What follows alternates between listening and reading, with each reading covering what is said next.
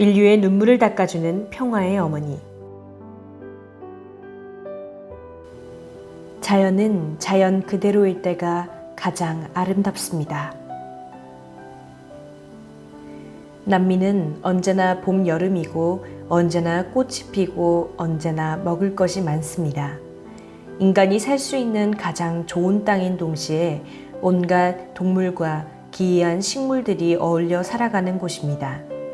그렇게 푸른 땅에서 여러 동물들과 더불어 살아간다는 것 자체가 그야말로 지상 낙원입니다. 그 낙원 가운데 가장 우선으로 꼽을 수 있는 곳이 바로 자르딘입니다. 새와 곤충, 물고기, 나무들이 얼마나 많은지 모릅니다. 호수처럼 맑은 강이 흐르고 20개가 넘는 폭포가 있습니다. 저 유명한 이구아수 폭포도 그중 하나입니다. 자르딘을 찾아간 것은 1994년 겨울이었습니다.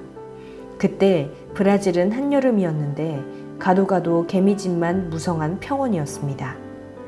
예로부터 자르딘은 주님이 오시는 곳이라는 예언이 전해져 왔습니다. 그러나 기괴한 나무들과 넝쿨, 거대한 수목들이 뒤엉켜 납작 엎드려야만 겨우 빠져나갈 수 있는 위험한 곳이었습니다. 게다가 작은 철선의 의지에 새벽에 나가서 폭염과 모기떼와 싸우다가 한밤중에야 돌아오는 극난한 일과였습니다. 가장 힘든 것은 씻는 일이었습니다. 좁은 배 안에 대충 칸막이를 치고 뿌연 강물로 목욕을 했습니다. 나는 그런 원시의 자연이 더 반가웠습니다. 우리는 그곳에 자르딘 교육본부를 짓고 새소막 농장을 마련해 하나님 나라를 세우는 실천의 터전으로 삼았습니다. 그곳에서 처음 지도자 수련회를 열었을 때 수련장은 화장실과 식당조차 없는 허름한 간이 창고였습니다. 불편하기가 이루 말할 수 없었지만 지도자들을 항상 그런 자리에 모아놓고 산체험의 교육을 했습니다. 오염되지 않은 맑고 순수한 본연의 자연에서 낚시와 훈독을 하며 격이 없는 숨결과 채취를 함께 나누는 심정수련이었습니다. 생태계가 잘 보존되어 있는 자르딘의 농장을 세운 이유는 하나님이 태초에 창조하신 에덴 동산을 똑같이 만들 수 있었기 때문입니다. 그곳에 세계인이 함께 모여 자연과 더불어 사랑을 채울하면서 살아갈 수 있는 공동체 마을을 지었습니다. 또 하나의 지상 낙원인 판타날은 하나님께서 창조하신 모든 생명체가 파라과이 강을 중심으로 본연의 모습 그대로 이어져 온 것입니다.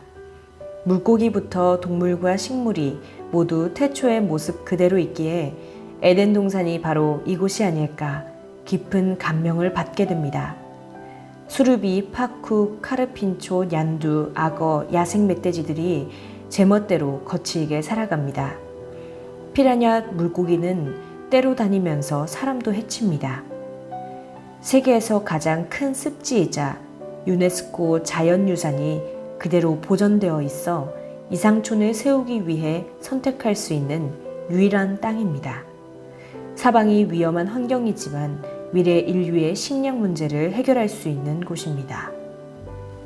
그곳에 농장과 양식장을 만들어 원주민들의 생활을 개선하고 잡은 물고기들을 어분으로 만들어 굶주림에 시달리는 가난한 나라에 보급하는 일도 했습니다. 목장에서는 소를 키워 160개 나라에 나눠주어 기르게 할 계획도 세웠습니다. 또 파라과이 강 근처의 빈 땅에 온갖 고생을 하면서 나무를 심었습니다. 정말 고생을 많이 한 곳은 차코입니다. 이곳은 볼리비아와 파라과이, 아르헨티나에 걸쳐 있는 그랜드 차코의 작은 부분으로 정말 오지 중의 오지입니다. 1999년 우리 식구들에게 차코의 푸에르토 레다를 개척해 줄 것을 당부했습니다. 레다는 차코에서도 살아가기 가장 힘든 곳이었지만 우리 식구들은 팔을 걷어붙이고 땀 흘리며 일했습니다. 몇 년 지나지 않아 인간과 자연이 아름답게 어우러진 마을로 탈바꿈해 모든 사람이 살고 싶어하는 이상촌이 되었습니다. 나는 남미에 가서 여러 번 눈물을 흘렸습니다. 강활한 땅에서 힘겹게 살아가는 사람들의 아픔에 탄식했고 배움을 갈망하면서도 글자를 배우지 못하는 아이들을 보면서 마음이 미어졌습니다. 하루하루가 버거운 사람들에게 하나님의 말씀을 전하는 것이 얼마나 어려운 일인지를 선교사들이 하소연할 때 나는 그들의 어깨를 가만히 두드려 줄 수밖에 없었습니다. 그러면서 그들의 힘겨운 이야기를 듣고 함께 기도했습니다.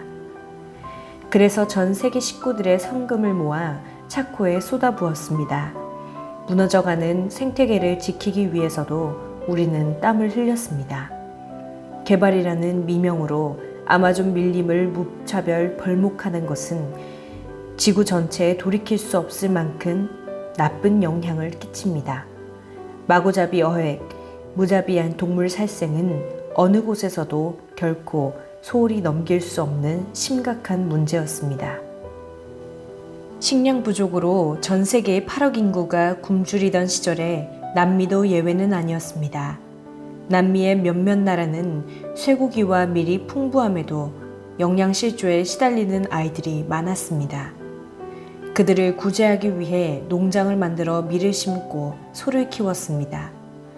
더불어 자연 보존을 위해 자원을 어떻게 활용할 것인가를 심각하게 고민하고 연구했습니다. 자연과 우리 인간은 불가분의 관계입니다.